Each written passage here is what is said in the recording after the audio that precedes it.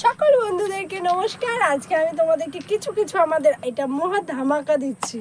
এই দেখুন, এই গেঞ্জিগুলো মাত্র 2 পিস 150 টাকা। আমি বারবার বলছি, কিন্তু এই গেঞ্জিগুলো মাত্র 2 পিস 150 টাকা।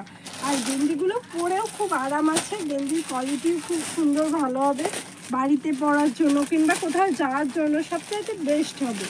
এই দেখুন, এক একটা গেঞ্জি না এত সুন্দর। এই দেখুন,